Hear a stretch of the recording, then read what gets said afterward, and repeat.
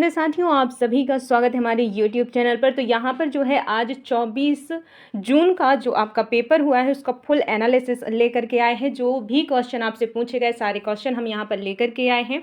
तो आप लोग लास्ट तक ज़रूर बने रहिएगा और देखिएगा कि आपसे क्वेश्चंस क्या पूछे जा रहे हैं। तो यहाँ पर सबसे पहले हम सोशल साइंस के देखेंगे कि सोशल साइंस में आपसे क्या क्या प्रश्न पूछे गए हैं। तो आपका जो पहला यहाँ पर जो क्वेश्चन है वह ये है कि भारत में यूरोपीय व्यापार से नील बागानों के विरुद्ध नील आंदोलन कब हुआ था।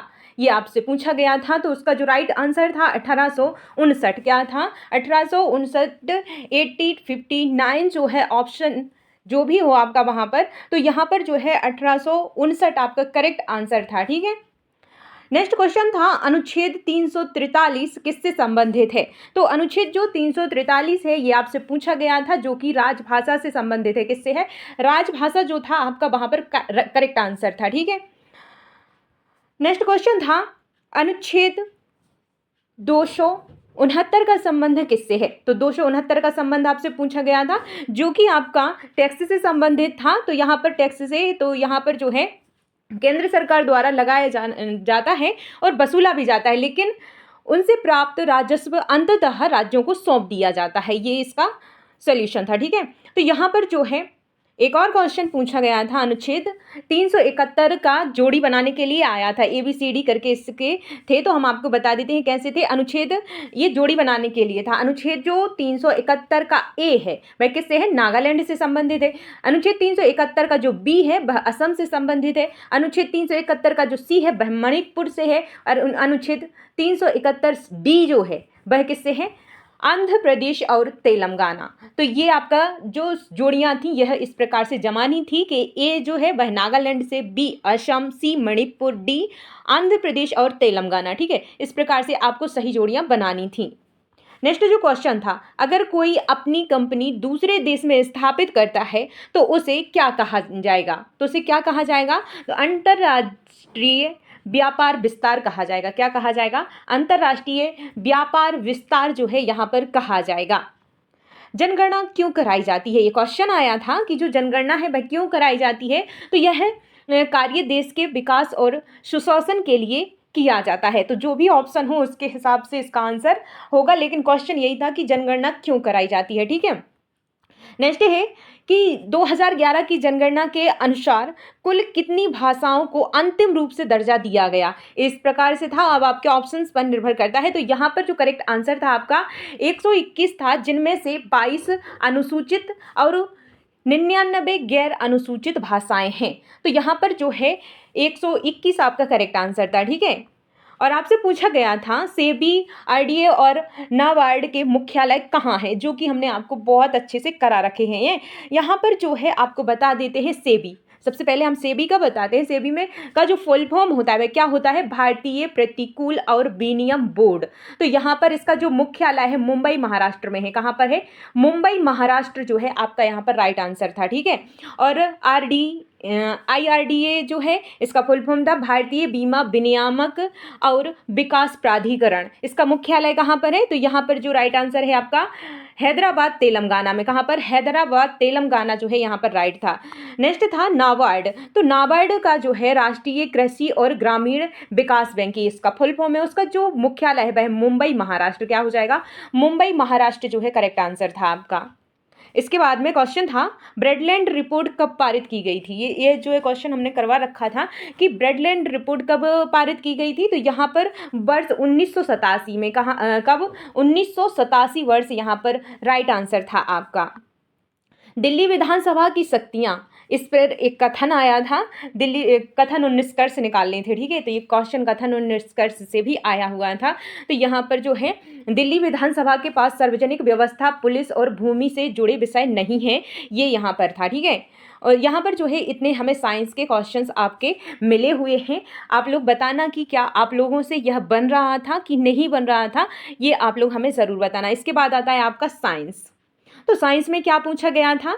महिलाओं में जनसंख्या नियंत्रण के लिए होने वाली प्रक्रिया को क्या कहा जाता है। तो इसे ट्यूबेक्लॉमी कहा जाता है। क्या कहा जाता है? ट्यूबेक्लॉमी कहा जाता है। ये आपका यहाँ पर करेक्ट आंसर था। ठीक है। चुंबक के अंदर चुंबकीय क्षेत्र की दिशा हमेशा किस तरफ होती है, ये आपसे पूछा गया था, अंदर का पूछा गया था। तो यहाँ पर जो था दक्षिणी ध्रुव से उत्तरी ध्रुव की ओर, क्या था आपका राइट आंसर, क्या था, दक्षिणी ध्रुव से उत्तरी ध्रुव की ओर जो था आपका यहाँ पर करेक्ट आंसर था। नेक्स्ट क्वेश्चन था कि इंद्रधनुष क्यों बनता है। तो जो इंद्रधनुष बनता है वह पूर्ण आंतरिक परावर्तन के कारण बनता है। क्यों बनता है, पूर्ण आंतरिक परावर्तन से बनता है। नेक्स्ट क्वेश्चन आया था आपका कि एक पेड़ पर कीट, पशु पक्षी एवं अन्य जीव रहते हैं, किसका जैव भार सबसे ज्यादा होगा। तो किसका होगा, तो यहाँ पर उत्पादक यानी कि पेड़ जो है, ऑप्शन जो भी हो आपका, तो यहाँ पर जो है पेड़ आपका करेक्ट आंसर था। ठीक है, नेक्स्ट है विद्युत चुंबक का सिद्धांत किसने दिया। तो जो विद्युत चुंबक का सिद्धांत दिया था भाई, किसने दिया था, तो यहाँ पर हंस क्रिश्चियन और ऑरेस्टेड ने दिया था 1820 में। कब दिया था, 1820 में। ये मैंने अपनी साइड से जोड़ दिया 1820, बाकी इसमें सिर्फ नाम पूछा गया था, नाम पूछा गया था कि विद्युत चुंबक का सिद्धांत किसने दिया था। तो जो ऑप्शन में था वह था हंस क्रिश्चियन और ऑरेस्टेड। तो यहाँ पर जो आपका राइट आंसर था। ठीक है, आपसे पूछा गया था ओम के नियम का सूत्र क्या है, जो कि हमने कई बार आपको बताया है। तो ओम के नियम का जो सूत्र है V बराबर आई आर, तो इसी से हम बहुत सारे क्वेश्चन सॉल्व भी किया करते थे। तो V बराबर आई आर जो था आपका यहाँ पर राइट आंसर था। ठीक है, नेक्स्ट जो क्वेश्चन था वह था आपसे पूछे गए थे जैसे जैव प्रक्रम, प्रकाश का परावर्तन, अनुवांशिकी, अम्ल और क्षार, इनसे भी आपके क्वेश्चंस थे। इसके बाद आता है आपका हिंदी। तो हिंदी में आपसे क्या पूछा गया है, हिंदी में आपसे पूछा गया है नेताजी का चश्मा के लेखक कौन है। तो आपसे इनके नेताजी का जो चश्मा है इसके लेखक पूछे गए थे, तो वह थे स्वयं प्रकाश, जो कि आप सभी को पता है।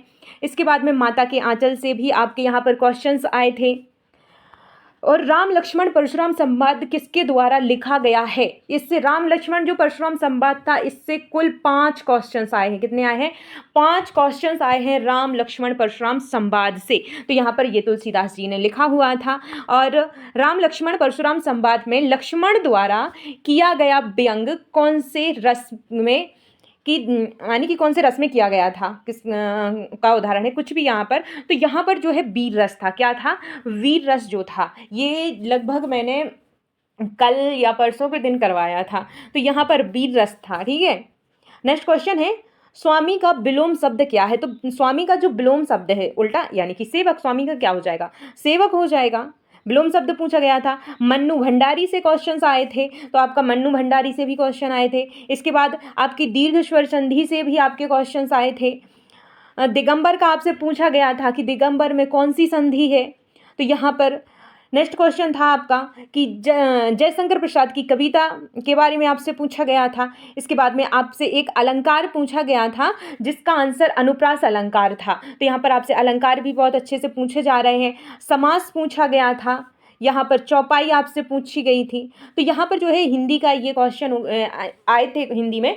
तो आई होप कि आप सभी से सारे के सारे क्वेश्चंस बन रहे होंगे। ठीक है, नेक्स्ट जो है हमारा मैथ्स का है। तो आप बताइएगा मैथ्स में आप लोगों पे से क्या क्या बन सकता है। तो ठीक है, यहाँ पर आपसे क्या क्या पूछा गया था, आपके क्वेश्चंस किस किस में से आए थे।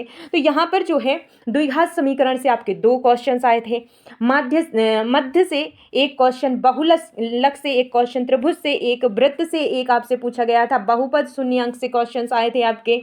इसके बाद में आपसे टिग्नोमेट्री से 2 क्वेश्चन, मेंसुरेशन से एक क्वेश्चन आया था, अलजेब्रा से एक क्वेश्चन आया था, और आपका एपी से यानी कि सम संख्या निकालना था भी क्वेश्चंस आए थे आपके।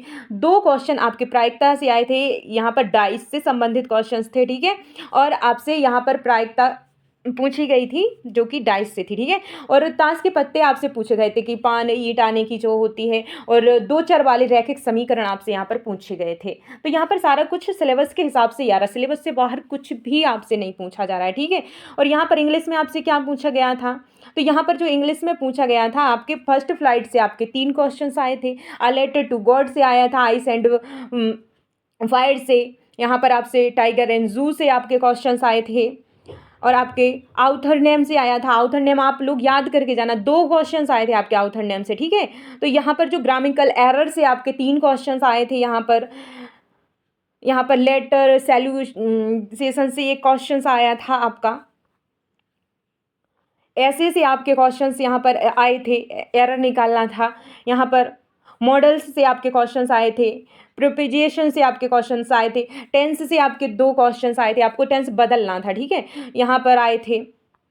ये सारे क्वेश्चंस आपसे यहाँ पर आए हुए थे। मैनी और मच का प्रयोग करना यहाँ पर आया था। तो यहाँ पर जो था आपका जो पेपर आया था बहुत ही अच्छा पेपर था, ये कहा जा सकता है, क्योंकि आपसे जो क्वेश्चंस पूछे गए सारे के सारे क्वेश्चंस आपके सिलेबस के हिसाब से थे। तो आप लोग अंदाज करके बताइए कि अगर आपके सामने यह प्रश्न पत्र आता तो आपके कितने नंबर आते, ठीक है। तो आप लोग ज़रूर हमें बताइएगा। तो आपको ये जो एनालिसिस है कैसा लगा है, हेल्पफुल है कि नहीं है, आप लोग हमें कमेंट करके ज़रूर बताना। तो मिलते हैं नेक्स्ट क्लास में, तब तक के लिए Jai Hind, Jai Bharat, bye bye, take care.